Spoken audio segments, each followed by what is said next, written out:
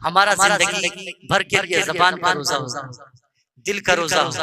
हम दिल का रोजा रखें, ज़बान का रोजा रखें, कान का रोजा रखें। ये हमेशा हमेशा के लिए, जब तक हम दुनिया में रहे हम मुसलमान कहलाते हैं, हम पे ये रोजे फर्ज है।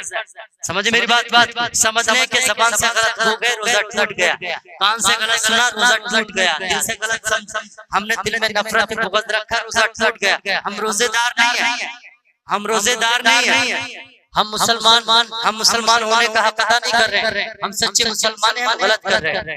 हम इस चीज से बचे, हम अपने दिल में कदूरत ना रखें। समझे मेरी बात? तो मेरे भाई, परचम के ताल्लुक से मेरी बात आपको समझ में आई? मैं कह रहा हूँ परचम का रंग सेट करें, वरना इस परचम को लहराना बंद करें। ये जो उल्टा सीधा तरीका निकाल रखा है, रबी अव्वल के नाम पर जो खुराफात, जो मुरव्विजा खुराफात लगा रखी है लोग, किसी को जलाने के लिए,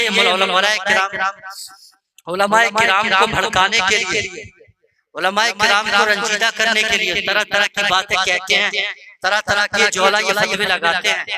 उलमाए किराम अगर निखार पैदा करते हैं तो उनको क्या क्या नाम दे दिए जाते हैं। आज के दौर में तो हक्कानियत का नाम वहाबियत है, आज के दौर में हक्कानियत का नाम देवबंदियत रख दिया गया। जब हम कोई फतवा बताते हैं, कोई मसला बताते हैं, खुराफात के खिलाफ बोलते हैं, तो देवबंदियत वहाबियत का हमारी ये जनता फतवा लगाती है। पागल बेवकूफ, हमारी जनता इतनी बड़ी जाहिल है और ऐसा जाहिल बना के रखा है, तुम कुछ मत करो बस जलसे कराते रहो, कुछ मत करो बस प्रोग्राम करा कर हमें नजराने देते रहो।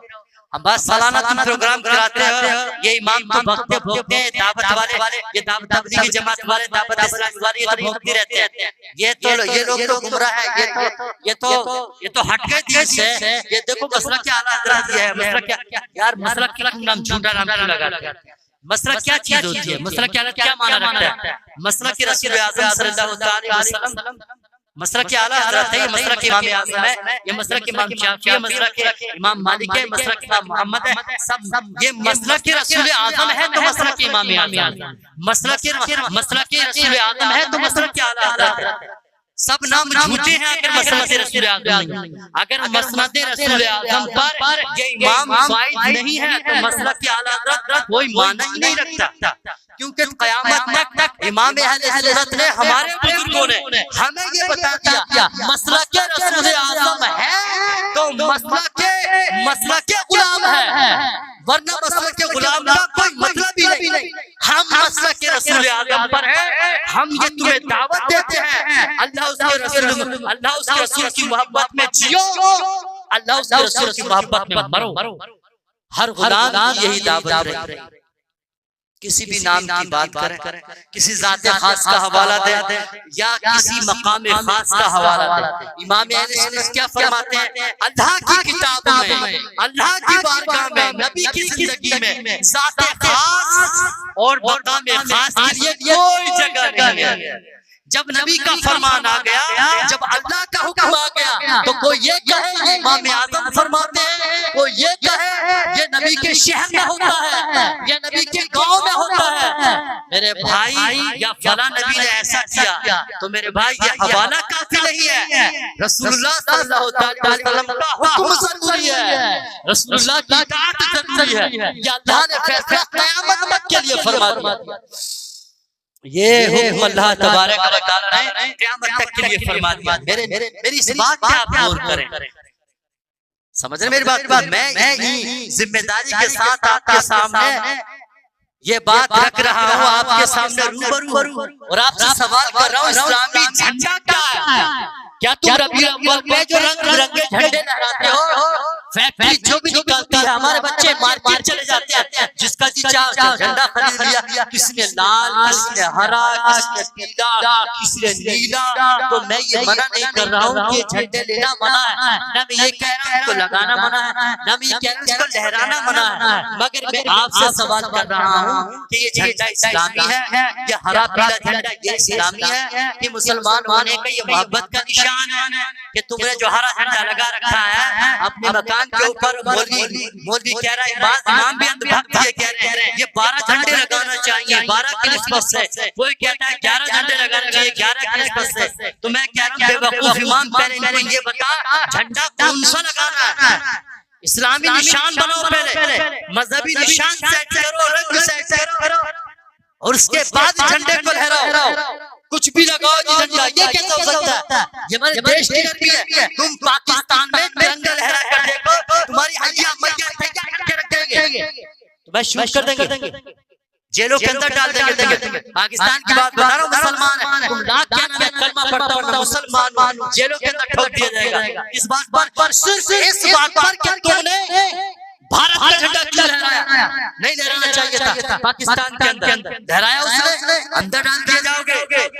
तो जब तुम अब पाकिस्तानी होने की बुनियाद पर तुम्हारा कोई लिहाज नहीं किया जाएगा, तुमको जेल के अंदर डाल दिया जाएगा या तुम्हें देशद्रोही साबित कर दिया जाएगा, इस वजह से कि तुमने पाकिस्तानी होकर पाकिस्तान में हिंदुस्तान का झंडा लहरा दिया। आप पर कार्रवाई की जाएगी। तो मेरे भाई, मैं भी तो यही कह रहा हूँ, जरा गौर करो, तुम जो झंडा लहरा रहे हो कहीं दूसरे देश का निशान तो नहीं है, यह बताना चाह रहा हूँ। और ये भी बता रहा हूँ कि लाल रंग चांद तारा तुर्की का झंडा है। मैं तुम्हें ये भी बता रहा हूँ, हरा रंग चांद तारा, व्हाइट कलर, व्हाइट पट्टी, ये पाकिस्तान का झंडा है। और हम किसी देश के झंडे को क्यों ला रहे हैं? अपनी जिंदगी से ऐसे झंडों में आग लगा दो जिन झंडों से हमसे भरोसा उठता है। इस्लामी झंडा सेट करो। अगर तुम्हें हुकूमत में उसको रजिस्ट्रेशन तौर पे इस्लामी झंडा सेट करें, कब तक ऐसा ही बगैर कागजों के, बगैर फाइल के, बगैर बेनामे के मस्जिदें, मदारिस, झंडे यूं चलाते रहोगे? अंधभक्ति के सिवा तुम्हें मिला क्या है?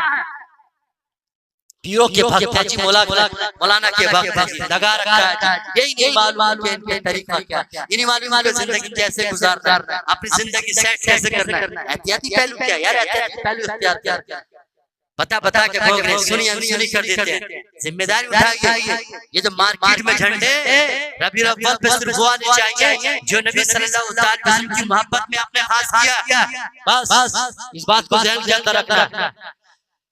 प्यारे नबी सल्लल्लाहु अलैहि वसल्लम के गुलाम हम अपने देश के वफादार हैं। हम पर अगर उंगली उठती है या किसी मुसलमान पर उंगली उठाई जाती है, उसमें हमारी गफलत, हमारी बेहतियाती, हमारी ये सारी बातें हम जो कर रहे हैं, हमारी जो कार्रवाइयां जब रोज हमारा जो मामला है, इनमें थोड़ा हम निखार पैदा करें, जिम्मेदारी समझें। अगर कोई बात बता रहा है छोटा, ये समझे छोटा है, किसी चैनल पे बोल रहा है, हम इसको जानते नहीं, इसका कोई व्यूज़शिप नहीं है, या इसके पास फॉरवर्ड नहीं है, ये नहीं है, वो नहीं है, सब्सक्राइब के लिए चैनल नहीं है। समझे मेरी बात को? कोई मत करे, कोई भी सब्सक्राइब नहीं करे, कोई लाइक नहीं, कोई फर्क नहीं पड़ता। मगर मैं ये चाहता हूँ कि नबी सल्लल्लाहु अलैहि वसल्लम का पैगाम आप तक पहुँचे, जो बात, जो नजरिया, जो ख्यालात मैं रखता हूँ आप तक पहुँचाऊं। नबी सल्लल्लाहु अलैहि वसल्लम की बात को, अल्लाह की किताब को जो हमने समझा है आप तक पहुँचाएं। ना किसी कौम की परवाह करें, न इज्जत की परवाह करें, न किसी अपनी बिरादरी का लिहाज करें। हम अल्लाह के रसूल की बात को आप तक पहुँचाएं, ये हमारी जिम्मेदारी बनती है, हमारा फर्ज है। यही सोचकर मैंने चैनल को बनाया ताकि टूटे फूटे अंदाज में, बिखरे अंदाज में अल्लाह के रसूल की बात आप तक पहुँचाता रहूं, अल्लाह का पैगाम आप तक पहुँचाऊं, अमन और सलामती की बात आपके सामने रखूं। जो देश में जरूरी है वो बात आपको बताऊं, जो हमारी जिंदगी में जरूरी है वो भी बताऊं, जो हमारी मजहब के अंदर जरूरी है वो बात भी बताऊं। और जो दुनिया में हमारे भाई हैं, दिन की दावत दे रहे हैं, जो सही दे रहे हैं, सही बात कह रहे हैं, उनकी बातों तक आपका पहुंचाऊं।